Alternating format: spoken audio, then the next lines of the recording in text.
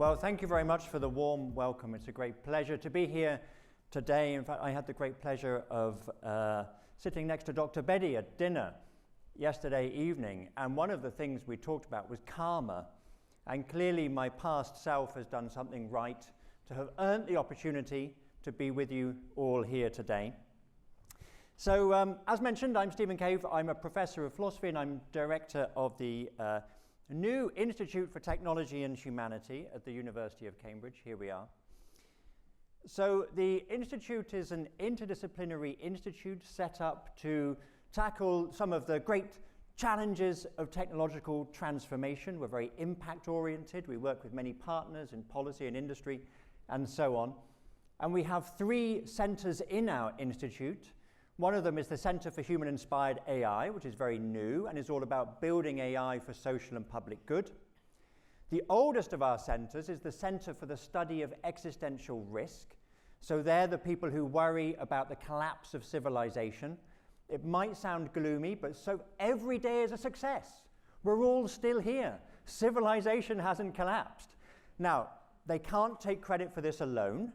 However, they do think their work matters. And of course, when they launched about 10 years ago, they got some press coverage that was a little bit mocking, calling it Terminator studies and so on. But since then, we've had a global pandemic, we have a war in Europe involving a nuclear power, and we have the rise of powerful AI. So people are taking their ideas seriously. And the third center in the Institute is the Leverhulme Center for the Future of Intelligence, which is the one that I've been running for since it launched in 2016, where we think very broadly about the ethics and impact of AI. So the first center I mentioned, the Center for Human-Inspired AI, it's their job to think about using AI for good. It's my job to worry about AI. So that's what I get paid to do, and that's what I'm going to talk about today. That is, what is it that we should worry about when we worry about AI? Now, I should make clear that I think there's an awful lot to be excited about. As with any technological transformation, there are incredible opportunities. I hope this one will go well. Already AI is making a huge positive difference in many industries, in many sectors, in many people's lives. Many people here are probably using it already. But making it go well, making AI go well is work. It requires thought, it requires planning, and it involves engagement of everyone at all levels of society, but of course particularly leaders like you all. So, in order to make sense of this question of what should we worry about when we worry about AI, I'm going to try to persuade you that there have been 3 waves of AI ethics, 3 waves of worrying about AI, and here they are. So the first wave is all of the thinking about AI that happened before AI existed. That's the first wave. I'll come to tell you more about that in a second. So that wave is thousands of years old. Now the second wave is much more recent. It's only about 10 years old and is really about the rise of machine learning and the kind of responses that we've seen to that and what I'll call the principles approach. But already was a third wave of thinking about AI emerging. That's the one I'll finish with. That's the one that I worry most about. I sleep well at night, I tell you. But if I were to lie awake at night worrying, it would be these third wave worries that keep me up. But I'll come to those in a moment. So, the first wave of AI ethics. So before we had real technologies that we call AI, people speculated about AI, not just in science fiction, but in myths and legends and stories going back at least 3,000 years.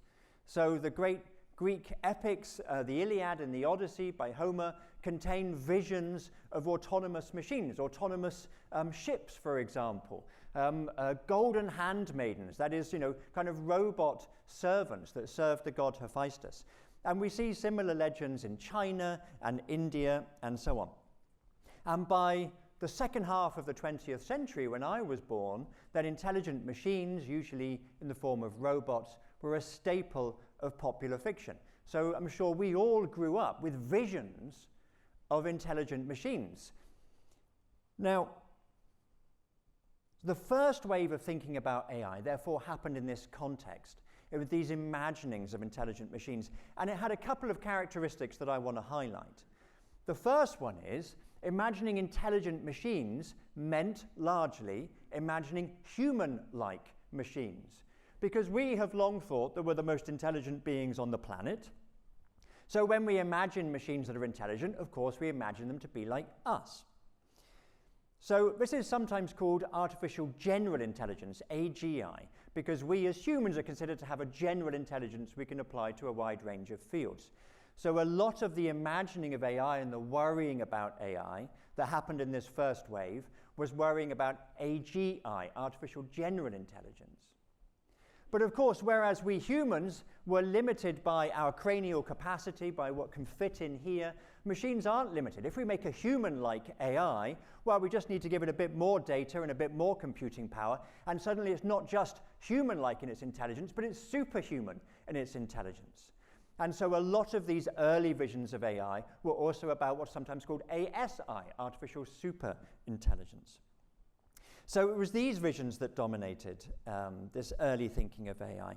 And the second thing I want to mention, the second dominant feature of this first wave, is that these visions tended to extremes, wildly utopian on the one hand and wildly dystopian on the other. And this is really because AI challenges the relationship we have to technology. We are, as humans, fundamentally technological beings. For hundreds of thousands of years, we have evolved with and through our technology. Even our ancestors 300,000 years ago, when Homo sapiens emerged, were already dependent upon technology, technologies like hand axes and fire and so on. So in some ways, the idea of intelligent autonomous technology is the apotheosis of the technological dream. These aren't just tools that do what we want them to, but these are tools that can get up and carry on and do these tasks even better than we can. So it's the realization of a long-standing technological dream. So that's why we see these extreme hopes for AI. But at the same time, creating tools that are autonomous and intelligent brings with it certain instabilities. If a tool has goals of its own, they could be misaligned with our goals. If it has agency, if it can choose for itself, it might choose to get up and walk away, or even rise up against us. So this kind of instability in our relationship with AI is the source of the extravagant fears, of the dystopian visions. So, a few years ago, my colleague Kanta Dihal, who was then also at Cambridge, now at Imperial College, and I looked through many hundreds of documents that expressed these hopes and fears for AI. We looked at myths, we looked at literature, we looked at policy documents, and so on. And we tried to distill the main hopes and fears. And this is how we conceptualized them. And so I would argue that these four fears, which I'll come to explain briefly in a second, are the first wave of AI ethics, the first wave of worrying about AI. So the first hope we call immortality. Well, it might sound a bit extreme, but of course lengthening lives has always been part of the technological dream.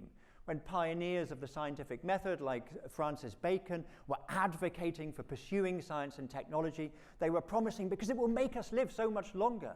And of course it has. You know, life expectancy has more than doubled in the past 2 centuries because of scientific and technological revolutions.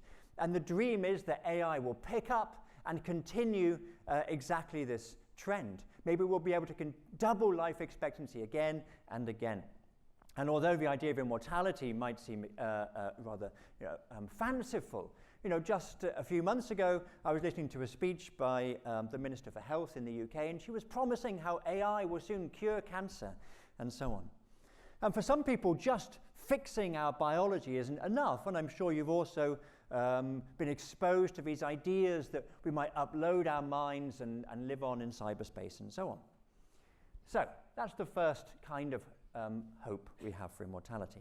And the second we described as ease. That is, okay, if we've got these long lives, what do we want from them? Well, we want to be able to use our time as we wish. And of course, this also is a long-standing dream of what technology can do for us. It can save us from backbreaking labor. And of course, machines do exactly that. But historically, they've saved us from physical labor, and what AI promises is also to spare us boring cognitive labor, doing our accounts or whatever it might be.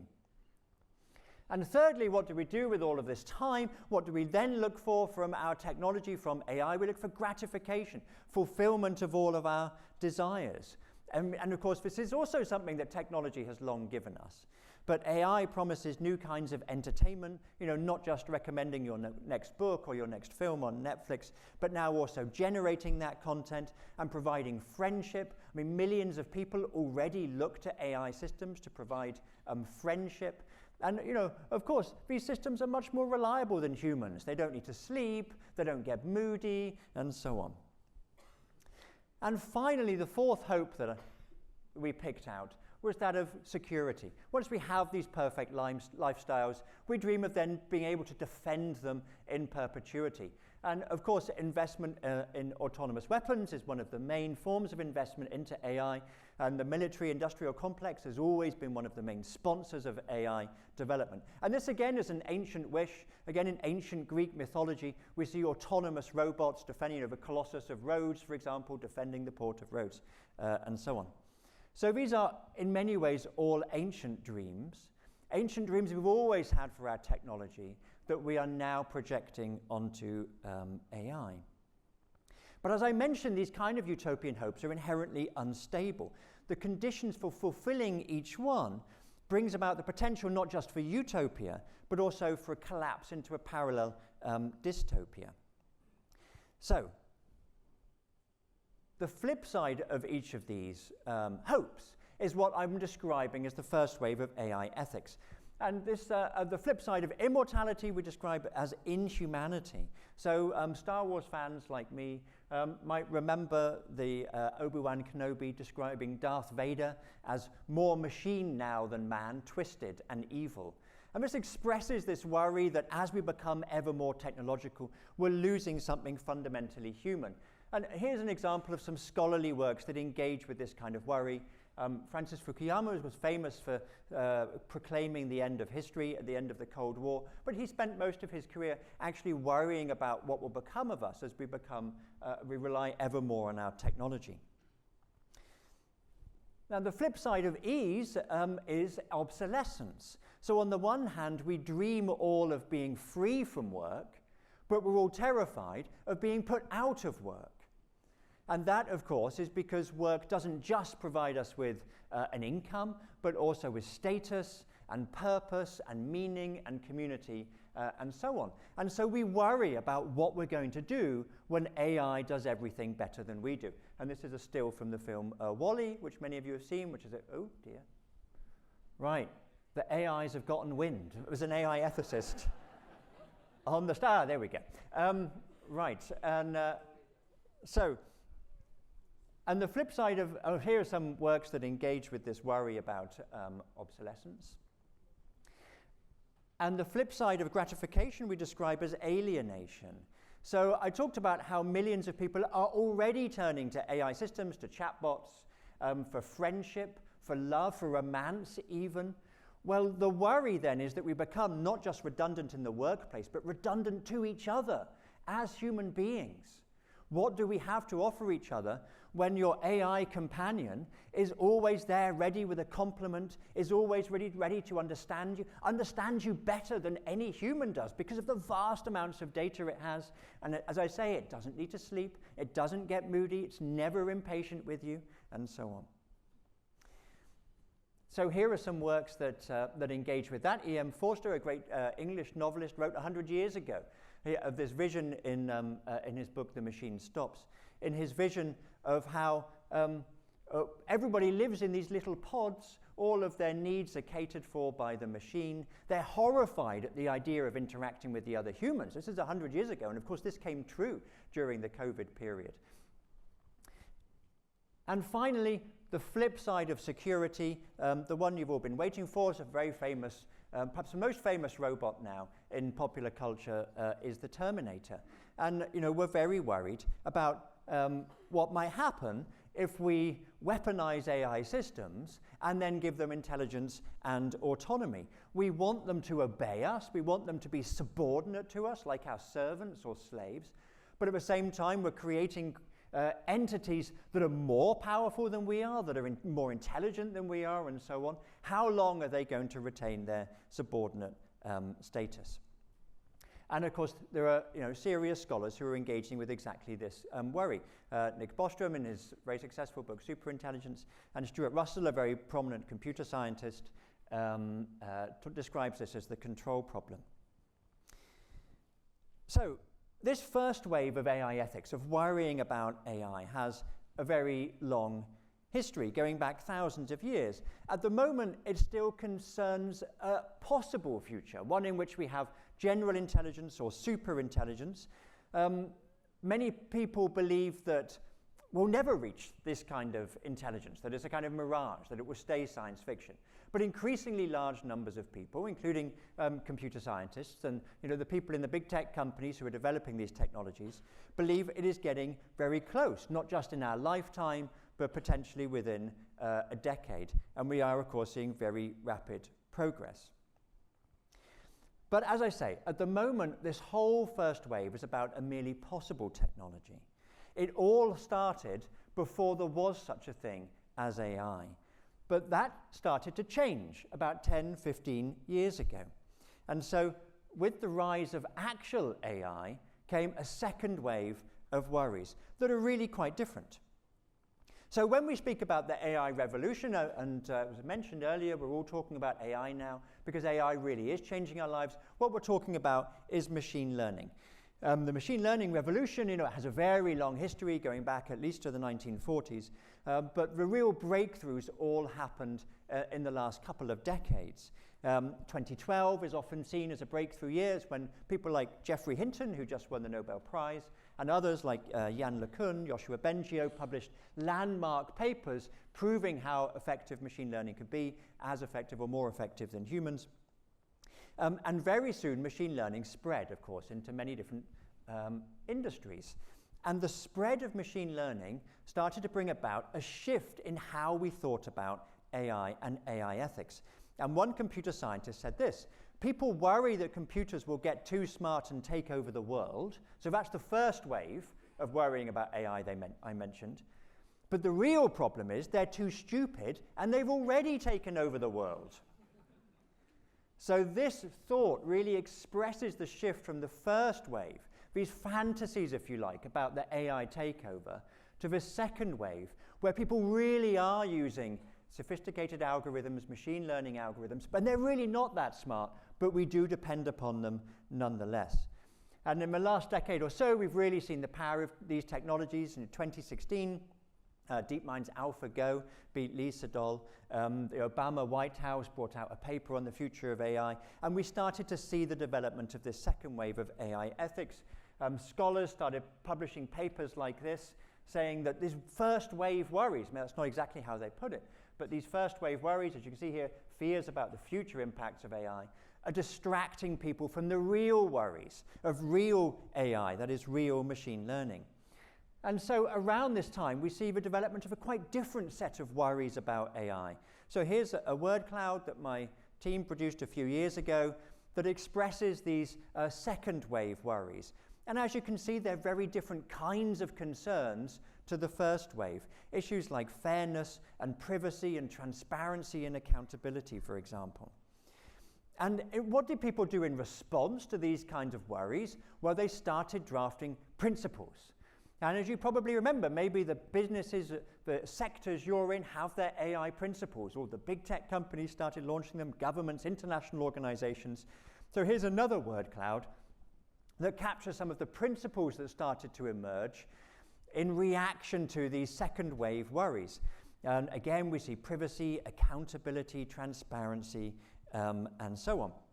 And these word clouds are in a report that my team and I wrote it a few years ago. And since then, many international organizations and others have established these principles for governing AI. And I think now it's fairly clear what they are. So the auditing accounting company PwC a couple of years back, looked through many hundreds of these sets of principles to bring out the common themes, and this is what they came up with. And I'm sure these will seem like familiar concepts to you: interpretability, accountability, privacy, and so on. So there's little disagreement now about the kind of principles that we need in order to make the machine learning revolution go well. But that doesn't mean we've solved the problem, because the approach of just establishing principles has had a lot of criticism. So I'll mention just three main limitations to this principlist approach. The first one, and we've already heard the idea of ethics washing a couple of times today, the first one is that just establishing principles doesn't make any difference to anything.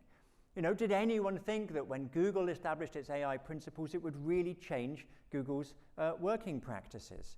Principles by themselves don't make much of a difference. Of course, we're starting to see a shift now to actual hard law. The EU, first of all, about 10 years ago, started the process of developing principles, but now it has the EU AI Act. But the EU AI Act looks very different to those principles. I mean, in a way, it's founded on them, but hard regulation looks very different to just listing the kind of values that are important. And one of the reasons for that is the second factor that I'll mention, is that listing principles can hide conflicts, but it's in a way just postponing the difficult ethical work.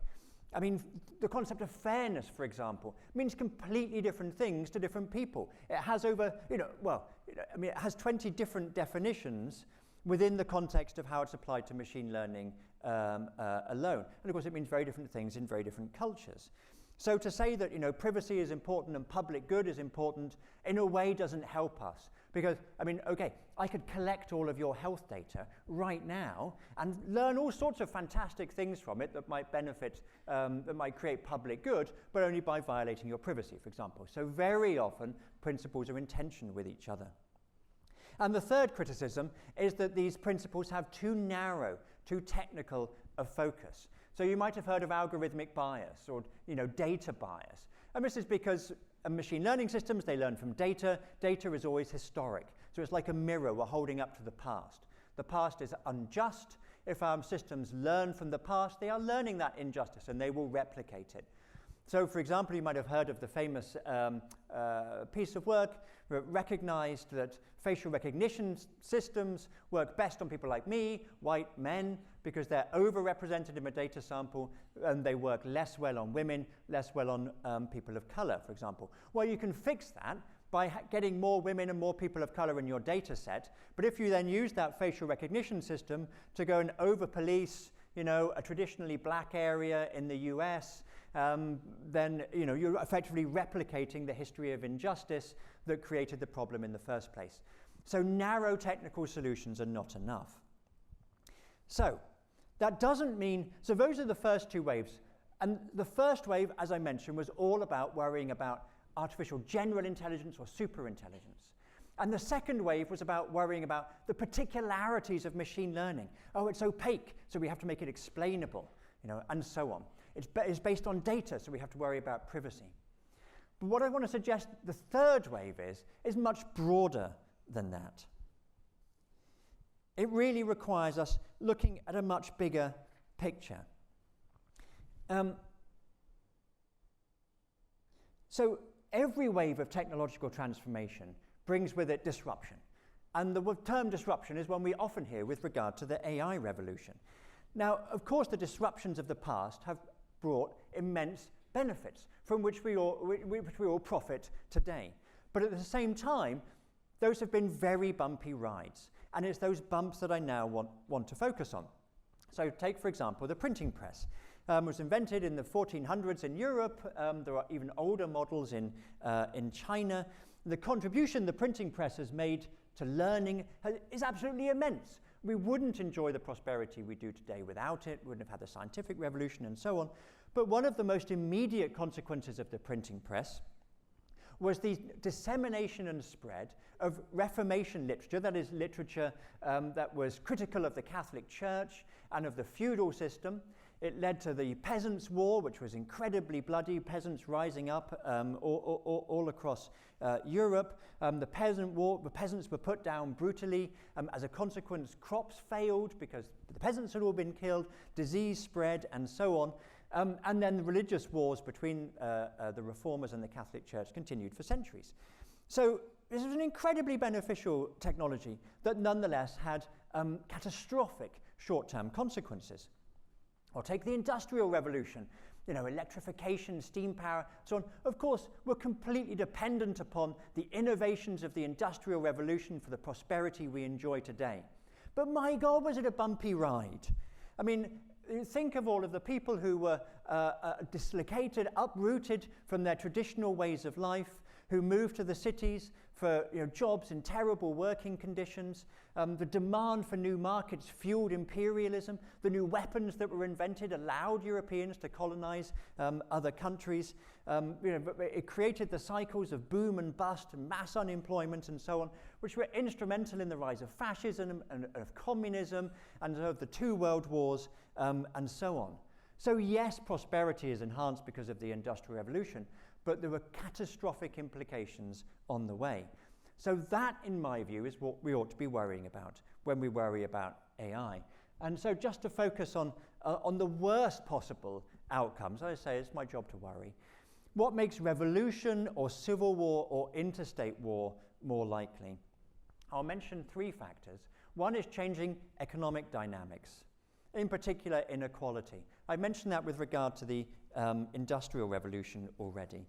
And there are many ways in which AI could increase prosperity, but also many ways in which it can contribute to economic instability and inequality. I've talked about algorithmic bias already and the perpetuation of social injustice, a real second wave concern. Or to go back to one of the first wave concerns of, mass unemployment, people being put out of work, people moving to the gig economy, which we heard mentioned earlier, and poorer working conditions and so on. Imagine, and these third wave concerns are really all about tipping points, about systemic impacts. It doesn't need everyone to be put out of work. It just needs a few million people who then take to the streets, who fuel populist movements, and so on. Nazism, communism, these did not have majority support for many years, many decades, not until their leaders managed to take over, had already taken over the country and could control the propaganda machines. The second factor I want to mention is changing power dynamics, which is of course closely related to the first, but there are also other factors. I've spoken about the rise of Nazism. The rise of Nazism could not have happened without the radio. And who thinks of the radio as being somehow a dangerous and damaging technology? Of course, it's an immensely beneficial technology, but it opens up new affordances, new power dynamics. Well, think of all of the coups of the Cold War. It's a kind of cliche. What do the revolutionaries go for first? Even before they go for the presidential palace, they go for the TV station. So the development of new technologies creates new systems of power. Now, AI is already empowering states to be more oppressive, if that's what they want to do, because it's ever easier to control the populace, to be more authoritarian, to monitor and shape our every waking moments because of the enormous data trails that we create. I mean, the Stasi, the KGB, they had to work really, really hard to collect a modest amount of data on us, data that we now generate and is available to the state in vast quantities every day. But AI is empowering also non-state actors. It's becoming easier for people to generate new bioweapons in their basement. You can use large language models to identify new kinds of toxin, new kinds of pathogen, to develop autonomous drones that can identify someone with facial recognition and then assassinate them and so on. So new kinds of instability. And the third form that I want to mention, externalities and environmental impact. This is under-discussed, I think, with regard to AI at the moment. Of course, we're all very well aware of how the Industrial Revolution has created enormous environmental impact, which we're still trying to put right today. But there are ways in which AI can too. For example, digital technologies are very dependent upon rare earth minerals, which are mined in just a few places in the world by digging vast open pits, mines have been associated with serious environmental consequences, wastes filled with acids and heavy metals and radioactive material and so on. And also computation itself is extremely energy intensive and currently becoming more so. So lots of people hope that AI will help us solve the energy crisis, and maybe it will. But at the moment, it's more part of the problem than of the solution. So all of these things make war more likely, make catastrophe more likely. Actually, I'm not going to get to that final hope yet. I'm going to leave you worrying for a little bit longer, because I want to point out that these kinds of disruptions and catastrophes that come from technological transformation are not just a product of the scale of change, but also the speed of change. 100,000 years ago, if our ancestors had developed a new hand axe, a slightly better form of hand axe, it would take many generations for it to have any kind of real impact. But what we've been seeing very consistently for at least the last 10,000 years, if not much longer, is exponential increase in the rate of technological development. And that's because many of the technologies we're developing are general purpose technologies that open up new possibilities. And AI is the ultimate general purpose technology. And we are seeing change happen now at a rate completely unprecedented in human history. Changes that before would have played out over generations, or maybe decades, or maybe years, we're now seeing happening in months.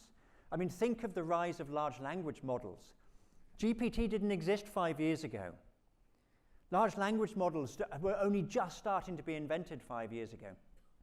And already they're managing to infiltrate. I mean, ChatGPT had the fastest uptake of any technology in human history by far. 100 million active users within a few months. One scholar estimated it is producing as much text every 2 weeks as has ever been printed on printing presses in all of human history. And I have to tell you, I've got my new friend Jan here. I mentioned I was sitting next to Dr. Bedi on one side, and on the other side I had Jan here. And he told me this wonderful story. I hope you don't mind me sharing it. Because Jan said he wanted to understand AI better. And he looked at various courses at universities like mine and Ivy League universities and didn't find quite the right thing. So he asked ChatGPT to come up with a course for him on AI. And it did. An 8-week course, which he attests, which he swears is absolutely excellent, and it even has AI ethics in it. I thought my job was the safest on the planet. The last one we're going to turn over to the machines is AI ethics, surely. I'm all for consulting stakeholders, but consulting the computers themselves and how they ought to be governed seems to me a step too far. But there you go. 5 years ago, ChatGPT or GPT didn't exist. And now we're asking ChatGPT to tell us about the future of AI. So the scale and speed of change are absolutely unprecedented. But anyway, a final hope, because I started with hopes and fears, but I focused very much on the fears since, and things have gotten a bit gloomy. So let me express a final hope, also because I'm talking to a group of leaders who very much have the power to make a difference. I think we can harness the power of these technologies. We can embrace change, even disruption. The lesson of history is that in the long term, these technologies bring immense prosperity and benefit. But we need to manage this change extremely carefully so we preserve what matters most to us. Stable and peaceful societies and a stable and peaceful international community. Like Professor Arnaud was saying this morning, we need to preserve the values that really matter to us, even while we experience this kind of disruption. And the best way to do it is always to remain focused on building a future that is just and sustainable. Thank you. Fascinating. Thank you so much. Stephen, I want to start off by, there are some questions here from the audience, but I want to start off with something that you didn't talk about today, which I read in one of your earlier papers, which I thought was fascinating. Before AI, you looked at intelligence, the history of intelligence, and you went back thousands of years of how intelligence has been always used as a tool for dominance, for some kind of people dominating other kind of people. Can you talk just a few minutes on what is that?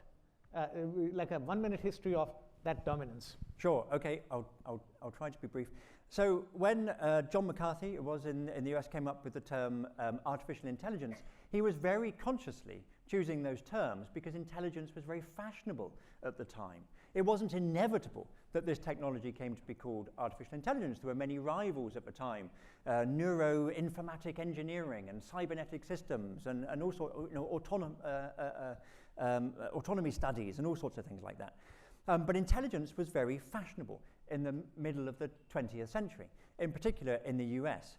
And it's a term we're so used to hearing that we forget that it's actually quite a recent entry into our vocabulary. The term was hardly used in the 19th century and earlier, and it really rose to prominence around about 100 years ago with the rise of intelligence testing. Now, the idea that those who are smartest should rule over others is an ancient one, but it's by no means the only idea on who should rule, for example. It's one that you can find in Plato and Aristotle and others, but it was just one idea among many. Most people thought, for most of human history, the people who have ruled have been, son or daughter of the one who ruled before them, for example. And so there are many alternatives, and of course there's democracy and so on. But there has been this strand of thinking that it's the smartest who should rule over others. And around in the 20th century, the discipline of psychology started to develop something called intelligence tests. And this really comes from a colonial need. It comes from European need to justify the kind of colonialism that we've been seeing throughout the 19th century, 18th and 19th century. And what had started off initially as exploring the world, developing commercial interests, had come to be a mission of domination and ruling over others, and this needed some kind of moral justification. As usual, when people are doing terrible things, they don't see themselves as terrible people, and they needed to explain this to themselves in some way. And so what we see emerging at this time is the idea of race and the idea of a racial hierarchy, and of course white people put themselves at the top and they categorized everyone else. And what did they use to justify themselves being at the top? Well, it was the idea of intelligence. And intelligence testing evolved to demonstrate this. They genuinely believed it was true.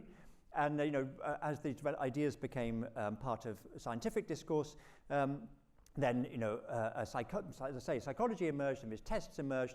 And in the early days, they were rigged to make sure white men like me came out on top. So they used intelligence as a basis to justify colonialism, the idea that it's not just the right thing to do, it's my moral obligation to rule lands which are less intelligent than the white male. That's what you said in your paper. You also mentioned some ways in which they were trying to measure this intelligence to prove to themselves that the white male was more intelligent and hence has to rule the rest of the world. What were some of those early measures? Well, intelligence testing was pioneered by a chap called Francis Galton, who was a cousin of Charles Darwin. And it was very early days. He would set up a little stall in fairgrounds and so on, and he'd invite people in, and they'd have to do things like test their reaction speed. I don't know if you've ever done this, but it's like you can hold a ruler, and someone drops it, and you have to grab it really quickly. It was that kind of thing. And they were able to prove that white men were able to do that better than others? Well, no. But see, the hilarious thing is they consistently failed to prove this. So they kept redefining the test. Oh, they kept redefining the measures. Exactly. They're shy. Yeah. They kept redefining the measures. Exactly so. Exactly so. And intelligence testing was then further developed by various in Europe, but it was when it crossed to the Atlantic that it really took off. And we see psychologists in the US who were literally card-carrying eugenicists. I should have mentioned Francis Galton also developed the idea of eugenics. They were card-carrying eugenicists who deeply believed in the superiority of their people, developing intelligence tests that were really tests of middle-class American culture, which of course middle-class white Americans did much better at. This is the origin of the SAT. It was developed by card-carrying eugenicists to keep non-white male people out of Ivy League. And you would have thought SAT tests were created to make sure that everybody gets an equal chance to get into, but they were, in your paper, you say, designed to keep non-white people out of Ivy League universities. That's right. The people creating these tests were very explicit about this. Amazing, isn't it? Now, with that history of using intelligence as a tool for dominating, we have now AI, which is kind of, in a way, democratizing intelligence. So in this way, almost everybody is more empowered in some ways. Who's going to dominate whom? Mm-hmm. Well, it's the way of so the trouble is that the whole concept of intelligence is so rooted in the history of domination. It's so rooted in this idea that, as I say, was absolutely prevalent in the 20th century, that the most intelligent have a right or even a duty to rule over others, that if we think about creating super intelligence, we immediately start worrying about it dominating us. But this is not the only vision of intelligence. There's no reason why we can't think about building machines that are wise, that are enlightened. But if you go to cultures or traditions outside of the West, where this idea of intelligence as providing a right to domination is so prevalent, then we have completely different visions of intelligent machines, ones where they're not seeking to dominate and rule over us. And so the worry now is it's not going to be the white man, it's going to be the machines that are going to dominate, and they don't have the values-based system with which to judge beyond the algorithm. Well, this is the fundamental worry. That when I brought up that slide earlier of the Terminator, and then these scholars afterwards, like Steward Russell, who worry about controlling AI, that's exactly what they worry about. It's sometimes called value misalignment, that we're programming these machines that are increasingly clever to do our bidding, and they'll do it in ways that aren't fully aligned with our values. So Nick Bostrom, the philosopher, has this example of the paperclip maximizer. We create this vastly intelligent machine to make paperclips, and we set it loose, and because it isn't fully aligned with our values, but is incredibly powerful, it starts turning everything into paperclips. It realizes that we as humans stand in the way. We might turn it off. If we turn it off, it can't make paperclips, so it eliminates all humans, and uses our atoms to make more paperclips, and so on. So that's that worry about value misalignment. Gotcha. Okay, we have an interesting question here. When OpenAI announced that they were no longer non-profit, that felt like a pivotal moment for us to worry more. For the rest of us mere mortals, it seems like there is nothing we can do about it, is there? And so, yes, they started out as a non-profit, then they went to for-profit, and then quietly they also reversed a policy which was in their constitution or whatever their document was, saying that we shall not use AI for defense and war, and they've canceled that too. So where is all this headed? Yeah, well, we should worry about the dominance of certain big tech companies. I have many friends and colleagues who work for them. They're well-meaning people. But we heard so much earlier about the role of incentives. And of course, these companies are incentivized to make profit. And they have immense power. They're using that power to prevent or to shape regulation. Of course, we should worry about that. And I think for all of us as leaders, we have an opportunity to try to influence both governments to regulate AI as effectively as possible, and to encourage AI to be developed that doesn't follow the profit incentive alone, but is genuinely going to be broadly publicly beneficial. So AI is upon us. We can talk about all of this till for the next 2 days. In the 2 minutes that we have left, what advice do you have for the people, all of us here? You've been studying this more than any of us. As business leaders, as societal leaders, as human beings, what is one advice you have for the room? Well, I think making a transformation of this scale go well is the responsibility of everyone. Every individual engineer who should ask themselves, why are they building this? I think one way to see it, which is an ancient idea, you can find it in Confucianism, but is very much absent in the West, is the idea that every technology is an expression of our values. It isn't just solving an immediate problem. It is an expression of our values, and it will continue those values in some way. And so as business leaders, as policymakers, please do think about the way you're using AI, the way you're developing AI, and the values that are embedded in it, and the very large-scale consequences that might have. And as we heard in one of the earlier panels, that human beings don't really act or vote in democracies in their own best interest oftentimes. So might the answer lie in education, making people aware that this is what is at stake, and this is why we need values, and this is why we need to be more thoughtful about these things? Yes, absolutely. Education about these technologies, about AI, about what it means to use them responsibly and develop responsibly, but also, as you said, education about values. Because ultimately, although we need to regulate AI and we need to develop it carefully, and stopping those kinds of terrible catastrophes I mentioned before, they come from a much broader vision of what it takes to create a prosperous and sustainable and just society. Fascinating. We could carry on talking for another half an hour and dig into all the research you've done on AI. It's such a topical, such a subject of topical interest. But unfortunately, that's all the time luxury that we have. Thank you so much for sharing all that research with us. Certainly lots for all of us to think about. I hope you agree. So a big round of applause once more for Stephen Kane.